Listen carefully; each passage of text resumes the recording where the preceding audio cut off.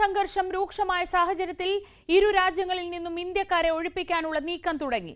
ഇറാനിൽ നിന്നും ഇന്ത്യൻ വിദ്യാർത്ഥികളെ ഒഴിപ്പിച്ചു തുടങ്ങി. 110 വിദ്യാർത്ഥികൾ കരമാർഗം അർമേനിയയിലെത്തി. ഇറാനിൽ 6000-ഓളം വിദ്യാർത്ഥികളടക്കം 10,000-ഓളം ഇന്ത്യക്കാരുണ്ട്. ഇസ്രയേൽ ഇറാൻ സംഘർഷം യുദ്ധത്തിലേക്ക് നീങ്ങുന്ന സാഹചര്യത്തിൽ G7 ഉച്ചകോടിയിൽ നിന്നും അമേരിക്കൻ പ്രസിഡന്റ് ഡൊണാൾഡ് ട്രംപ് അടിയന്തരമായി മടങ്ങി. ഇന്നലെ രാത്രി ഇറാനിൽ ഇസ്രയേൽ കടുത്ത വ്യോമാക്രമണം നടത്തി. ടെഹ്റാനിൽ നിന്നും ജനങ്ങൾ എത്രയും വേഗം ഒഴിഞ്ഞു പോകണമെന്ന് ഇസ്രയേൽ പ്രധാനമന്ത്രി ബെഞ്ചമിൻ നെതന്യാഹു നിർദ്ദേശിച്ചതിന് പിന്നാലെയായിരുന്നു കനത്ത വ്യോമാക്രമണം. We're not just fighting our enemy, we're fighting your enemy. For God's sake, they chant death to Israel, death to America. We're simply on their way. And this could reach America soon. I mean, to have these mad mullahs who are committed to destroying us in order to destroy you, to say that they should have nuclear weapons and ballistic missiles to deliver them to you, and to say that that's not your interest, well, we're fighting this war. לפני מספר שעות תקפנו את מרכז התקשורת של המשטר האיראני ששימש את הכוחות המזוינים של איראן. המרכז שהותקף משמש כרשות השידור האיראנית. על פי המודיעין שבידינו, המרכז שימש את כוחות לקידום פעולות צבאיות בקסות אמצעים ונכסים אזרחיים. פעילות המרכז התבצעה בשליחות והכוונה ישירה של משמרות המהפכה. המהפכה קורא לאורך שנים להשמדת מדינת ישראל ולרצח העם. טרם התקיפה הזהרנו את האוכלוסייה במרחב ופינינו אותה כדי למנוע ככל הניתן את הפגיעה בבלתי فضای غبار آلوده استادیوم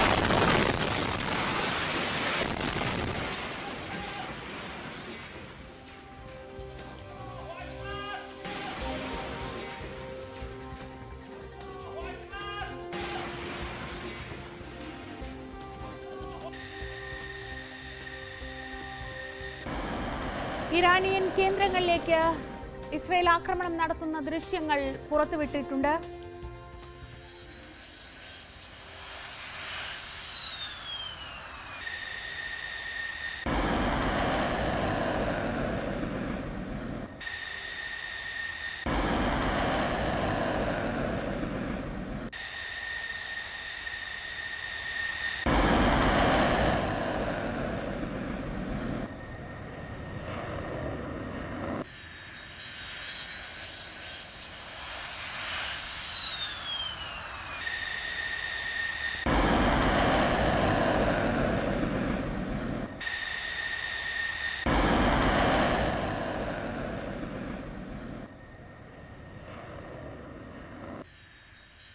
ടെഹ്റാനിൽ Israel നടത്തിയ വ്യോമാക്രമണത്തിൽ 5 Indian medical വിദ്യാർത്ഥികൾക്ക് പരിക്കേറ്റു. ടെഹ്റാനിലെ സൈനിക താവളത്തിന് നേരെയും Israel ആക്രമണം നടത്തി. ഇറാനിലെ ആസാദി സ്ക്വയറിലും ആക്രമണമുണ്ടായി.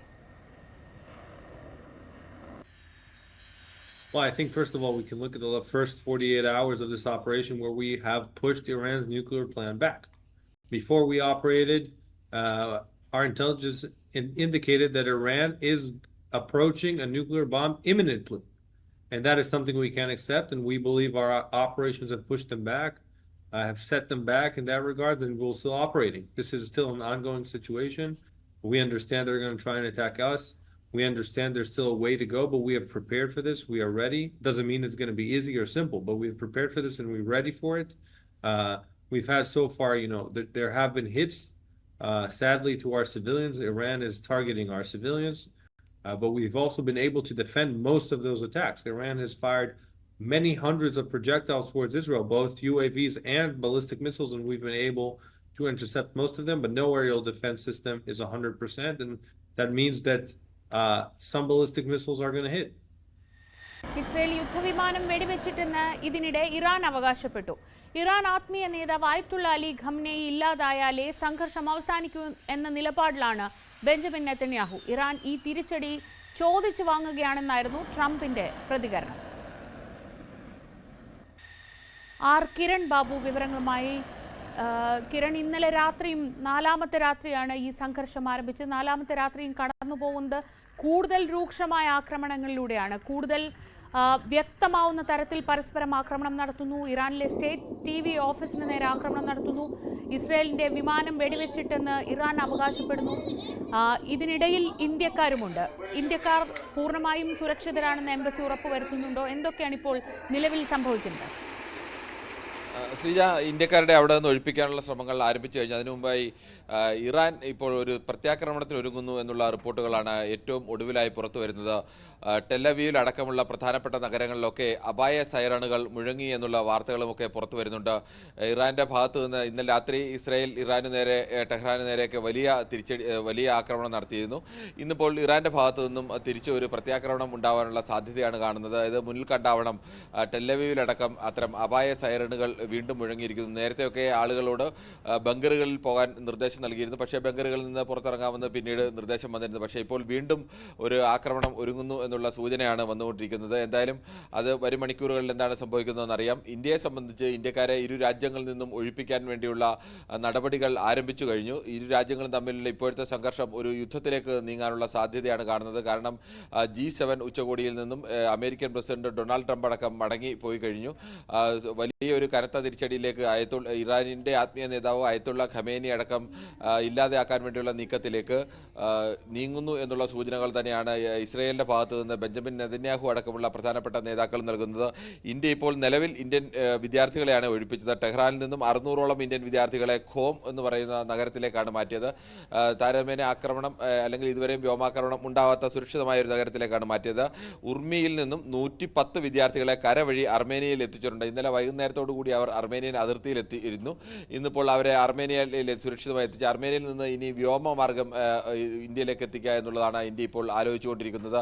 കാരണം ഇസ്രയേലിൽ നിന്നും ഇറാനിൽ നിന്നും ഉള്ള പ്രധാനപ്പെട്ട വിഷയം അവിടെ നിന്ന് വിമാനത്താവളങ്ങളെല്ലാം വ്യോമ ഗതാഗതം പൂർണ്ണമായും തടസ്സപ്പെട്ടിരിക്കുകയാണ്. അതുകൊണ്ട് തന്നെ വ്യോമമാർഗം അവിടെ നിന്ന് ആളുകളെ പുറത്തേക്ക് കൊണ്ടുപോവുക ഇപ്പോൾ ഏറെ അസാധ്യമാണ് എന്ന് പറയാം. അതുകൊണ്ട് തന്നെ സമീപ രാജ്യങ്ങളിലേക്ക്, അയൽ രാജ്യങ്ങളിലേക്ക് കരവഴി എത്തിക്കുക, അതിനുശേഷം പിന്നീട് അവിടെ നിന്ന് വിമാനം വഴി ഇന്ത്യയിലേക്കോ അല്ലെങ്കിൽ ഇന്ത്യയിലേക്ക് എത്തിക്കുക, ആ ഒരു രീതിയാണ് ഇപ്പോൾ ഇന്ത്യ ആലോചിച്ചുകൊണ്ടിരിക്കുന്നത്. ഇറാനിൽ 1000ഓളം വിദ്യാർത്ഥികളടക്കം 10,000ഓളം ഇന്ത്യക്കാരുണ്ട് എന്നുള്ളതാണ് ഏകദേശം ഒരു കണക്ക്. ഈ ആളുകളെല്ലാം ഒഴിപ്പിക്കേണ്ട ഒരു സാഹചര്യത്തിലേക്ക്, ഒരു യുദ്ധത്തിലേക്ക് വന്നു കഴിഞ്ഞാൽ ഈ 10,000ഓളം പേരെ ഇറാനിൽ നിന്ന് ഇന്ത്യയിലേക്ക് മടക്കിക്കൊണ്ടുവരേണ്ടി വരും. അത് വലിയ ഇറാനെ പോലൊരു അതിവിശാലമായ രാജ്യത്തിൻ്റെ പല ഭാഗങ്ങളിൽ ജീവിക്കുന്ന ആളുകളൊക്കെ ആവും.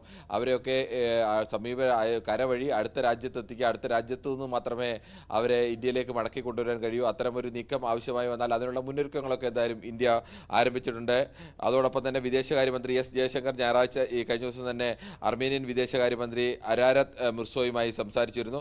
ഷിറാസിൽ നിന്നും ഇസ്ഫഹാനിൽ നിന്നുമുള്ള വിദ്യാർത്ഥികളെ യാസ്ദിലേക്കാണ് മാറ്റുന്നു എന്നുള്ള സൂചനകളാണ് പുറത്തു വന്നുകൊണ്ടിരിക്കുന്നത്. അങ്ങനെ അവിടുത്തെ വിവിധ നഗരങ്ങളിൽ നിന്നുള്ള ആളുകളെ സമീപ രാജ്യങ്ങൾ വഴി ഇന്ത്യയിലേക്ക് എത്തിക്കാനുള്ള ശ്രമമാണ്.